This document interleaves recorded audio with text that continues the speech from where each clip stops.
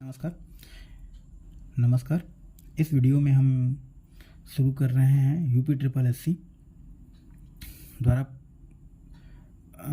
पुराने प्रश्नों का संकलन, जो कि पुराने यूपी ट्रिपल एससी द्वारा आयोजित पुराने परीक्षाओं में पूछे गए क्वेश्चन हैं, जो कि अगर हम यूपी पेट की तैयारी कर रहे हैं तो ये बहुत अति महत्वपूर्ण होगा।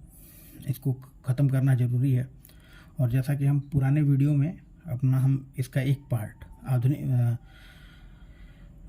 आधुनिक भारत के इतिहास का एक पार्ट कर लिए थे, जो था कि आज़ादी की प्रारंभिक चरण। ठीक, अब उसमें दूसरा स्टार्ट करते हैं। इस वीडियो में हम स्टार्ट करेंगे स्वदेशी आंदोलन, सविनय अवज्ञा आंदोलन, असहयोग आंदोलन से जो क्वेश्चन पूछे गए हुए हैं उसको इस वीडियो में कवर करेंगे, जो कि बहुत महत्वपूर्ण प्रश्न बनाए जाते हैं, हर प्रतियोगी परीक्षाओं में पूछे जाते हैं। स्टार्ट करते हैं। क्वेश्चन ये है, अंग्रेजों से आज़ादी के लिए लड़ रहे भारतीयों द्वारा उठाई गई शपथ कि सिर्फ भारतीय निर्मित सामानों का विशेष रूप से कपड़े का उपयोग करेंगे को स्वदेशी आंदोलन, मतलब ये डॉट डॉट डॉट था तो इसको फिल इन द ब्लैंक्स था ऑप्शन देख के, आंदोलन कहा जाता है, तो इसे स्वदेशी आंदोलन कहा जाता है। इस क्वेश्चन का मतलब ये है कि किस आंदोलन में भारतीयों ने यह शपथ लिया कि हम जो भी सामान यूज करेंगे वो भारत निर्मित वस्तु होंगी, ब्रिटेन से जो आयात होके आती हैं उसका हम त्याग करेंगे, और मुख्य रूप से इस चीज़ में कपड़े होते थे। हम सभी ने पढ़ा है अपने पुराने छोटे कक्षाओं में कि ब्रिटेन द्वारा बने ब्रिटेन के मशीनों से बने कपड़े भारत के हथकरघा उद्योग को बर्बाद कर दिया था। हम भली भांति जानते हैं। ठीक, तो अब स्वदेशी आंदोलन के बारे में हम लोग को जानना है। ठीक, तो स्वदेशी आंदोलन की बात सबसे पहले आती है। भारत में राष्ट्रवाद बहुत बड़े स्तर पे पनपने लगा था, और राष्ट्रवाद का स्रोत कहाँ से था? राष्ट्रवाद मतलब एक अपने देश को लेके जागरूकता की बात है। ठीक, तो जागरूक कौन करता था? जहाँ पे लोग ज़्यादा पढ़े लिखे मिलेंगे वही आदमी जागरूक करेगा। तो बंगाल में शिक्षित व्यक्तियों की संख्या बहुत ज़्यादा थी, तो बंगाल से जो पत्र लिखे जाते थे और उसको महाराष्ट्र, मतलब बंगाल जो है पूर्वी कोने पर है, भारत के एक पूर्वी तट पे है, और उसका वहाँ से जो पत्र लिखे जाते थे, न्यूज़पेपर छापे जाते थे, वो पश्चिम पे, उत्तर में, हर जगह उसका विस्तार हो रहा था। ठीक, तो ये देखा जा रहा था कि जो बंगाल से पत्र छप रहे हैं उसको पढ़ के लोग भारत के अन्य कोनों में उसे पढ़ के अंग्रेज़ों के, मतलब लोगों की विचारधारा अंग्रेज़ों के विरोध में पनप रही थी। तो इसके लिए इन्होंने सोचा कि बंगाल विभाजन किया जाए, बंगाल को तोड़ा जाए, एक बंगाल को पूर्वी और पश्चिमी बंगाल में तोड़ दिया जाए। ठीक, जिससे क्या होगा, हिंदू और मुसलमान टूट जाएंगे। हिंदू और मुसलमानों को इनको तोड़ना था, मतलब एकता ना हो पाए देश में। तो अंग्रेज़ों ने क्या किया, एकता को तोड़ने के लिए बंगाल विभाजन का घोषणा कर दी। कब की? 12 जुलाई 1905 को घोषणा की गई और 16 अक्टूबर 1905 को प्रभावी हुआ। ठीक, तो इस बंगाल विभाजन के विरोध में स्वदेशी आंदोलन प्रारंभ हुआ। ठीक, और इस स्वदेशी आंदोलन में कहा गया कि विदेशी कपड़ों का बाइकॉट किया जाए, विदेशी स्कूलों का बाइकॉट किया जाए, विदेशी जो भी चीज़ होगा उसका प्रयोग भारतीय लोग नहीं करेंगे। और ये डेट इम्पॉर्टेंट है, पूछा जाता है ऑनलाइन एग्जाम में, यूपी ट्रिपल एससी में पूछा गया है। बंगाल विभाजन की घोषणा कब की गई? 20 जुलाई 1905 को। बंगाल विभाजन लागू कब किया गया, प्रभावी कब हुआ? 16 अक्टूबर 1905 को। ठीक है। अब एक क्वेश्चन एक और, मतलब यूपी ट्रिपल एससी में तो नहीं पूछा है, बट अन्य परीक्षाओं में पूछा जाता है। स्वदेशी आंदोलन का विचार कहाँ से आया ना? तो स्वदेशी का विचार तो दादा भाई नौरोजी और बहुत सारे लोग जो उदारवादी लोग थे उन लोग के विचार में आता था, लेकिन स्वदेशी आंदोलन का विचार जो होता है कृष्ण कुमार मित्र की एक पत्रिका थी संजीवनी, ठीक, वहाँ से पनपता है। स्वदेशी आंदोलन का विचार कहाँ पनपता है? कृष्ण कुमार मित्र की पत्रिका संजीवनी से, ठीक। अब देखिए, जब बंगाल विभाजन, इंपॉर्टेंट क्वेश्चन है, पूछा जाता है, बंगाल विभाजन जब लागू किया गया, घोषणा की गई, तो उस समय भारत का गवर्नर जनरल कौन था? तो उसे कहते हैं कर्जन, ठीक। कर्जन याद कीजिए, लाड लगाने की जरूरत नहीं है, ठीक, क्योंकि उस लाड लगाने लायक पात्रता उनकी नहीं है। 1899 से 1905 तक इनका कार्यकाल था, ठीक। स्वदेशी आंदोलन का उद्देश्य क्या था? पढ़ लिया जाए। साम्राज्यवादी ब्रिटेन का आर्थिक हानि पहुंचाना, ठीक। और एक चीज़ इसमें छोटा सा एक और फैक्ट है, आंध्र प्रदेश के डेल्टाई क्षेत्र में, मतलब गोदावरी कृष्णा नदी जहाँ मिलती है, मतलब अरब सागर में जहाँ जाती है, वहाँ पे उस क्षेत्र में वंदे मातरम आंदोलन के नाम से जाना जाता है। किसे? स्वदेशी आंदोलन को वंदे मातरम आंदोलन के नाम से जाना जाता है। 7 अगस्त 1905 को कलकत्ता के टाउन हॉल से स्वदेशी आंदोलन की घोषणा की गई थी। स्वदेशी आंदोलन की घोषणा कब की गई थी? 7 अगस्त 1905 को। अब देखिए, पीसीएस जैसे परीक्षाओं में भी क्वेश्चन पूछा जाता है। ये क्वेश्चन पूछा गया है कि इस दिन अमार सोनार बांग्ला रविन्द्रनाथ टैगोर की रचना है, उसे गाया गया था, और जो अभी ढाका बांग्लादेश का राष्ट्रीय गान है, ठीक। और इस दिन सभी लोग राखी का पर्व मनाया गया था 7 अगस्त 1905 को। ये क्वेश्चन पूछा जाता है, पूछा यूपी SSS में कि स्वदेशी आंदोलन की घोषणा कहाँ से की गई थी? कलकत्ता के टाउन हॉल से।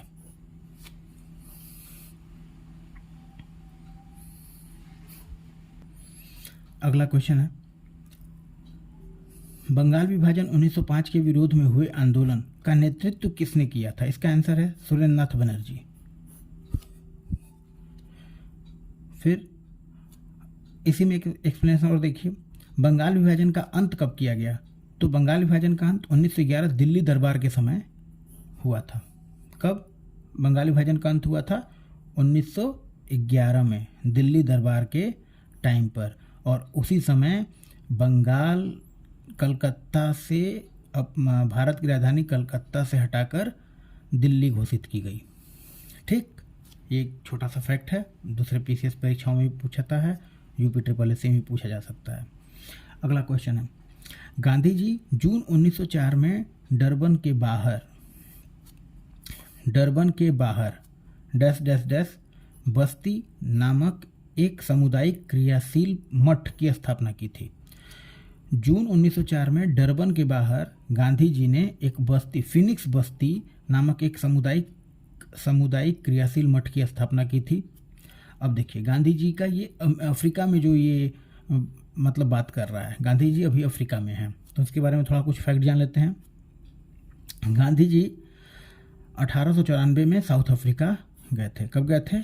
1894 में। और वहाँ पे क्या किए? नटाल इंडिया कांग्रेस की स्थापना की। वो जब गए थे तो कितने उम्र के थे? 24 वर्ष के थे। 1800, उनका जन्म कब है? 2 अक्टूबर 1869, ठीक। 2019 में 2 अक्टूबर 2019 को उनके 150वां वो मनाया गया, वर्ष मतलब जन्मदिन उत्सव, ऐसा कुछ भी, ठीक। तो अफ्रीका गए थे अभी न, तो जब अफ्रीका गए थे तो किस जहाज से गए थे? यूपी SSS में क्वेश्चन में लिख के आया हुआ है। SS सफारी से डरबन पहुंचे थे। SS सफारी से डरबन पहुंचे थे। साउथ अफ्रीका के पीटर मरीट्जबर्ग रेलवे स्टेशन पर रेलवे की प्रथम श्रेणी के डिब्बे से निकाल के फेंक दिया गया था। ये बहुत पॉपुलर फैक्ट है। क्यों? मतलब हुआ क्या था, उनको रंग भेद के आधार पर उनको कहा गया था कि आपकी हैसियत नहीं है कि आप A क्लास के डब्बे में आप बैठ सकें। और वो जा कहाँ रहे थे? डरबन से प्रिटोरिया। ये भी क्वेश्चन आता है डरबन से प्रिटोरिया जा रहे थे। ठीक, ये बात कब की है? 31 मई 1893 को। 31 मई 1893 को महात्मा गांधी ने सत्याग्रह, अगला क्वेश्चन है, महात्मा गांधी ने सत्याग्रह सभा की स्थापना कब की गई, कब की थी? तो यूपी ट्रिपल एस में क्वेश्चन डायरेक्ट पूछा गया है। 1919, 24 फरवरी 1919 को। ठीक ना। अध्यक्षता किसने की थी? गांधी जी ने की थी। उपाध्यक्ष कौन थे इसके? बीजी हनीमैन। बीजी हनीमैन, ये क्वेश्चन पूछा है और याद किया जाए। अध्यक्षता किसने की थी? किसकी? सत्याग्रह सभा की। सत्याग्रह सभा की स्थापना कब किया गया था? गांधी जी द्वारा 24 फरवरी 1919 को। अध्यक्षता किसने की थी? गांधी जी ने। बीजी हनीमैन इसके उपाध्यक्ष थे। गांधी जी ने अपने किस पुस्तक में ब्रिटिश पार्लियामेंट को ये बांझ एवं वेश्या कहा?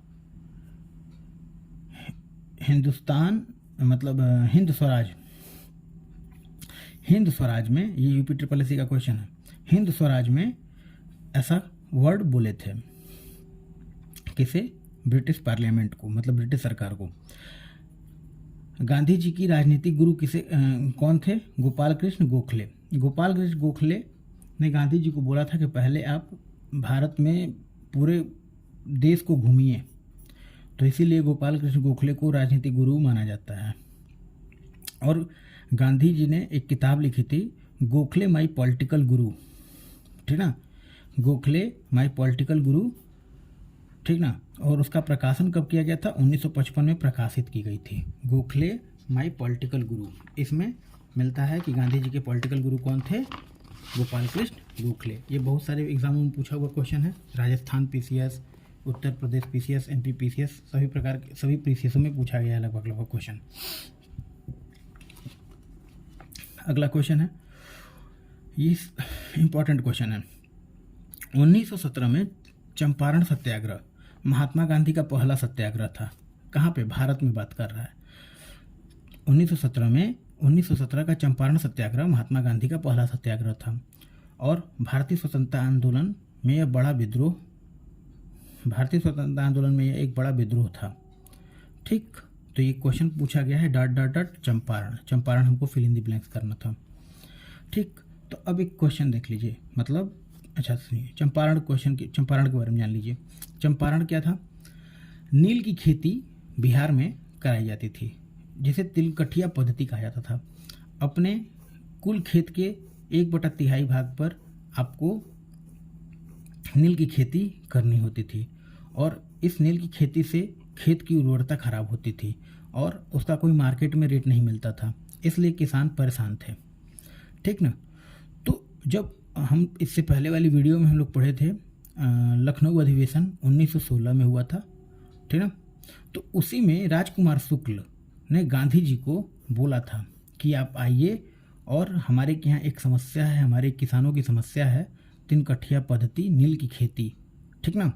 और उसको ख़त्म कराइए, उसका निवारण कराइए। तभी मतलब चंपारण सत्याग्रह के लिए किसने बुलाया गांधी जी को? तो राजकुमार शुक्ल ने। कब बुलाया था? 1916 में लखनऊ पैक्ट में मुलाकात हुई थी उनकी। अब एक क्वेश्चन हम राज्यसभा टीवी से नोट कर लिए थे, मतलब इसका सोर्स यही है, अब पता नहीं है या सही नहीं है, लेकिन राज्यसभा टीवी में दिखाया गया था। अगर गलती से क्वेश्चन आ गया तो आप लोग कर लीजिएगा। तो अगर जब गांधी जी पहुँचे नील की खेती के लिए चंपारण, ठीक ना, तो किसके घर गए थे? तो एक गया सिंह नाम के एक व्यक्ति थे, उन्हीं के घर गए थे। ठीक, अगला क्वेश्चन, गांधी जी ने आदर्श गांव की सिफारिश की थी। गांधी जी ने आदर्श गांव की सिफारिश, मतलब एक डॉट। तो गांधी जी ये चाहते थे कि एक गांव ऐसा बने कि लोग शहर की ओर पलायित ना हो और उनको एक गांव के अंदर उनको सारी सुविधाएं मिलें। तो इसलिए आदर्श गांव का मतलब वो कहते कि आदर्श गांव बनना चाहिए और ग्राम पंचायतों के विकास के लिए भी उन्होंने बात कहा था। और हमारे संविधान का आर्टिकल 40, ठीक, नीति निषेध तत्व का संविधान का आर्टिकल 40 गांधी जी की प्रेरणा पर बना हुआ लाया गया था, जिसमें पंचायतों के गठन की बात कही गई है। महात्मा गांधी के साथ निम्न मुसलमानों में से किसने बाल गंगाधर तिलक की अर्थी उठाई थी। अब देखिए, बाल गंगाधर की मृत्यु, ठीक ना, कब हो जाती है? जब असहयोग आंदोलन की बात हो रही थी तभी बाल गंगाधर तिलक की मृत्यु हो जाती है। तो उस समय शौकत अली, ठीक ना, इनको अली बंद, इनके एक और भाई होते हैं, नाम इसमें मैं कर रहा हूँ, शौकत अली, एक और अली, तो इन लोग को अली बंधु कहा जाता है। और डॉक्टर किचलू, ठीक ना, मतलब फालतू क्वेश्चन है और लेकिन पूछा है तो एक बार पढ़ना पड़ेगा। अगला क्वेश्चन, असहयोग आंदोलन, ठीक, असहयोग आंदोलन कब स्टार्ट किया गया था? 1 अगस्त 1920 को। इसका लक्ष्य क्या था? 1 वर्ष के भीतर स्वराज हासिल कर लेंगे, 1 वर्ष के अंदर स्वराज हासिल कर लेंगे। मोतीलाल नेहरू, लाल लाजपत राय, सरदार वल्लभ भाई पटेल, जवाहरलाल नेहरू तथा राजेंद्र प्रसाद न्यायालय का बहिष्कार किए थे असहयोग आंदोलन में, ठीक। 4 फरवरी 1922 को चौरी चौरा कांड हुआ, चौरी चौरा कांड हुआ जिसमें 23 सिपाही की मृत्यु हुई। अच्छा, ये क्या था? गांधी जी असहयोग आंदोलन मतलब अहिंसा नहीं चाहते थे, लेकिन उस दिन क्या हुआ? भारतीयों के द्वारा 23 सिपाहियों की मृत्यु कर दी गई, हत्या कर दी गई। तो उसमें मतलब एक पुलिस स्टेशन होता है जो कोतवाली थाना जो भी कहिए, ठीक, उसमें आग लगा दी गई थी और उसमें आग लगाई, 23 सिपाही मारे गए थे। और इसलिए गांधी जी ने असहयोग आंदोलन को वापस कर लिया था। कहा था कि हमारा काम करने का तरीका अहिंसा है, यहाँ पे अहिंसा हो रहा है, तो अहिंसा के चलते अहिंसा के साथ हम नहीं जी सकते हैं, मतलब अहिंसा का समर्थन नहीं ले सकते हैं। इसलिए 12 फरवरी 1922 को बारदोली में कांग्रेस की वर्किंग कमेटी की बैठक बुलाकर, बारदोली में, याद कर लीजिए कहाँ पे हुआ था? बारदोली में कांग्रेस की वर्किंग कमेटी की बैठक बुलाकर इसे वापस कर लिया गया था, ठीक। और इस साल मतलब इसके यहाँ से क्वेश्चन आने की संभावना बहुत ज़्यादा है क्योंकि इस साल इसका कितने वर्ष हो गए? 100 वर्ष हो चुके हैं। तो यहाँ से क्वेश्चन, और ये करंट अफेयर में भी था इस साल। अगला क्वेश्चन, सविनय अवज्ञा आंदोलन का मुख्य उद्देश्य क्या था? नाम समझिए, सविनय अवज्ञा मतलब आज्ञा को न मानना। अंग्रेजी शासन की जो अंग्रेजी शासन द्वारा जो आज्ञा दी जाएगी, आज्ञा दी जाएगी करने के लिए, मतलब काम करने के लिए कहा जाएगा, उसको हम नहीं मानेंगे। मतलब जो कानून बनाए गए हैं उनके कानून को हम तोड़ेंगे, ठीक है। मुख्य उद्देश्य क्या था? तो इनका एक कानून था नमक कर कानून, ठीक ना। तो इस पे 500 गुना ऐसा कुछ था, 500 गुना, एग्जैक्ट फैक्ट नहीं याद है, 500 गुना उस पर टैक्स लगाया जाता था। तो नमक जो होता है बेसिक चीज़ होता है जो कि खाने में बहुत ज़रूरी होता है। तो नमक सस्ता मिले और सब लोग नमक अपने खाने में डाले, इसलिए गांधी जी ने इसके मतलब नमक कर के कानून को विरोध किया था। अब इसमें हुआ क्या था? 12 मार्च 1930 को साबरमती आश्रम से, इस बार लेखपाल के क्वेश्चन में पूछा गया है कि गांधी जी ने सविनय अवज्ञा आंदोलन कहाँ से प्रारंभ की थी? तो साबरमती आश्रम से, ठीक है। 78 व्यक्ति थे, 24 दिन चले थे, 390 किलोमीटर। 78 व्यक्ति, 24 दिन, 390 किलोमीटर। कहाँ गए थे साबरमती आश्रम से? डांडी। कब पहुँचे थे? 6 अप्रैल 1930 को, ठीक। 12 मार्च से चले, 6 अप्रैल को पहुँचे 1930 को, और नमक कानून को भंग किया। गांधी जी क्या किए थे? इससे पहले 11 सूत्री कार्यक्रम रखे थे। 11 सूत्री मतलब 11 डिमांड रखे थे। उसमें कुछ डिमांड इस टाइप की थी कि जैसे जो भारतीय लोग जेल में, मतलब क्रांतिकारी जेल में बंद है, उनको छोड़ दिया जाए। सैन्य खर्च, अंग्रेज जो सैन्य खर्च करते थे उसको आधा किया जाए, ठीक। नमक कानून टैक्स फ्री कर दिया जाए। ठीक, नमक पे टैक्स ना लगे क्योंकि बेसिक आइटम है, खाना खाने के लिए ज़रूरी होता है। इस टाइप के कई सारे कानून थे। मतलब शराबबंदी के लिए भी बात की गई थी कि लोग शराब पी के अपनी स्वास्थ्य खराब कर लेते हैं, शराबबंदी कर लीजिए और शराब नहीं बिकनी चाहिए, उससे आपको सरकार को रेवेन्यू जनरेट होता है, ये गलत है, लोगों का स्वास्थ्य खराब होता है। इस टाइप में सब आदर्श बातें थी 11, उसी को गांधी जी की 11 सूत्री कार्यक्रम कहा जाता है। हाँ, तो जब सविनय अवज्ञा आंदोलन ख़त्म हुआ और क्रांतिकारी लोगों को जब जेल में बंद कर लिया गया था, तो एक गांधी इरविन पैक्ट होता है। ठीक, गांधी इरविन पैक्ट, और उसके बाद जो होता है गोलमेज सम्मेलन कराई जाती है। ठीक, तो 3 गोलमेज सम्मेलन होते हैं जो कि भारतीयों के बीच और सरकार के बीच, अंग्रेजी सरकार के बीच समन्वय स्थापित हो। तो सबसे पहला गोलमेज 12 नवंबर 1930 से 19 जनवरी 1931 तक। दूसरा गोलमेज 7 सितंबर 1931 से 11 दिसंबर 1931 और 17 नवंबर 1932 से 24 दिसंबर 1932। ये क्वेश्चन पूछा जाता है और सबसे इम्पोर्टेंट क्वेश्चन है कि गांधी जी किस गोलमेज सम्मेलन में उपस्थित हुए थे। तो गांधी जी बस केवल दूसरे गोलमेज सम्मेलन में उपस्थित हुए थे, जो कि 7 सितंबर 1931 से 11 दिसंबर 1931 तक चलता है। एक इम्पॉर्टेंट क्वेश्चन ये आता है कि B.R. अम्बेडकर मतलब कितने में थे, मतलब कितने गोलमेज सम्मेलन में बैठे थे। तो B.R. अम्बेडकर इकलौते ऐसे थे जो कि तीनों गोलमेज में बैठे थे। ठीक, धन्यवाद वीडियो में बने रहने के लिए। अगला वीडियो हम लोग स्टार्ट करेंगे क्रांतिकारी आंदोलन।